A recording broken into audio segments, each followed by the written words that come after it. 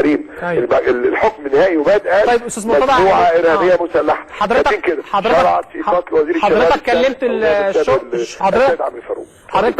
حضرتك كلمت الشرطه التونسيه عشان تمنع الوايت نايتس من دخول المباراه؟ لا انا ما بكلمش حد. الشرطه التونسيه كانت مستنيه بلطجيه. لان ما تنساش انت عندك انت زيف قبل كده الضابط التونسي لما قال لهم عيب جايين تشتموا بلدكم مصر ام الدنيا. أيوة. وبعدين في سؤال، الاهلي سافرت مرتين في الاسبوعين دول بتكلفه 30,000 جنيه. مين الباشا اللي اداهم الفلوس؟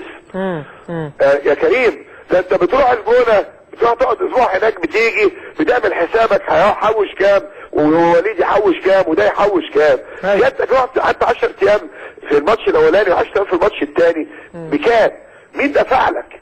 لا ده في حاجه مش مظبوطه. ودينا شفنا الولاد اللي سافروا جنوب افريقيا كل الناس شافت. ادي الالتراس الاستاذ محمود طاهر سافروا عملوا علامه رابعه وحطوا صوره مرسي. كفايه بقى. فانا بقول اهو مش هتشموا بدرجات، هتضرب نار هتضرب رصاص هتضرب ميه نار ولا هيفرق معايا. طيب وده قرار على فكره ايه اللي منع الوايت نايتس من الدخول؟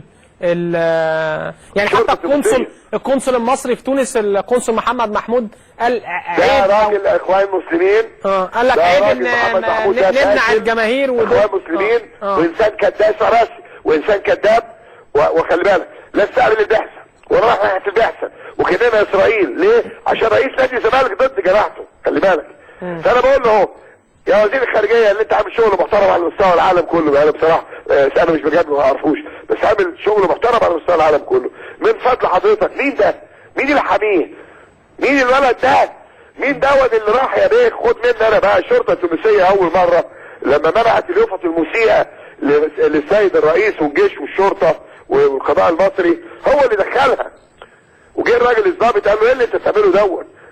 الراجل ده في واحد معمول عليه في المطار هنا ورسالة اسمه ياسر موجي النائب العام عامل امر بالقبض عليه. زعيم من زعماء اللي حرقوا حزب الوفد. فالراجل ده لازم يتحاسب. مين محمد محمود ومين اللي سانده؟ مين ده؟ لازم نعرف مين ده الاول.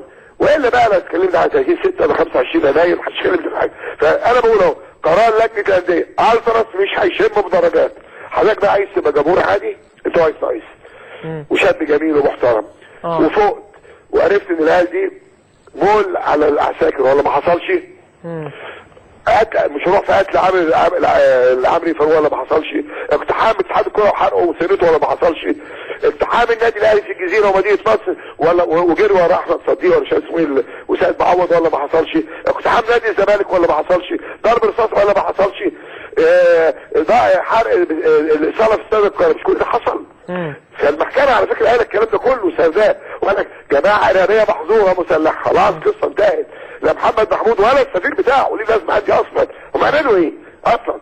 لكن لما يتعاملوا مع البعثه منتهى الجليطه ومنتهى الاهمال ومنتهى التجاهل عشان هو اخوانجي وسايبينه. ودي ثاني مره خلي بالك. وراحوا برضه يعملوا يوفط ثاني في تونس. طلعوا بيعملوا يوفط في تونس والشتيمه هناك. لكن الامن التونسي امن محترم امن صاحي زي الامن المصري. لما مسك احمد شبرا ده اللي سافر دوت مش ده متقدم لحكامه جنايات في قضيتين منهم شبهه في قتل. خد بالك جاب الفلوس منين يا كريم؟ لكن انت عايز تبقى جمهور زمالك او جمهور اهلي. انا جمهور الاهلي العظيم اللي بالملايين اللي صنع مجد الاهلي. طيب السؤال بس يعني هو الوايت نايتس الزمالك دوت مش هادي لما خف انتوا اتمنع خدنا الدوري والكاس اول مره. ايوه انت 9 سنين نكسب النادي الاهلي. ماشي. تمام لما خسروا في 60 دقيقه يعني كلام واضح. اللي يزعل يزعل واللي مش يخبط. وبعدين سبب من اسباب توتر الفريق خايفين الاهلي تخش تقتحم الملعب في اي وقت. لكن سبب مهم زي الحكم ما كان سبب زي احمد توفيق وابراهيم صلاح ما كان سبب غيابهم. ومع ذلك احنا عندنا ماتش ان شاء الله يوم السبت ويوم الاحد ان شاء الله. طب حضرتك خطيبه الامن بس عشان الجماهير الماتش الجاي الامن المصري خطيبه. انا النهارده انا عندي انفلونزا جامده طبعا وزعلان لكن مش زعلان ان انا خلاص لا بالعكس. مش ممكن يا كريم الراجل اللي رفعناه على الاعناق من اسبوع عادي. ما لسه بقول في اول الحلقه عادي مفيش مشكله كله بيخسر عادي. برشلونه خلاص يا الشوط الاولاني خلص خلاص. عادي شوط طيب خطيبت وزاره الداخليه عشان خطيبت وزاره الداخليه عشان جماهير تروح ماتش الزمالك او تحضر. انا هكلم النهارده دلوقتي هكلم السيد وزير الداخليه عشان اروح اجتمع معاه بكره ان شاء الله. وعندي ميعاد مع السيد وزير الشباب والرياضه بكره باذن الله عشان زي ما قلت الفكره دي هدخل بالجمعيه العموميه بالدعوه وكارنيه النادي.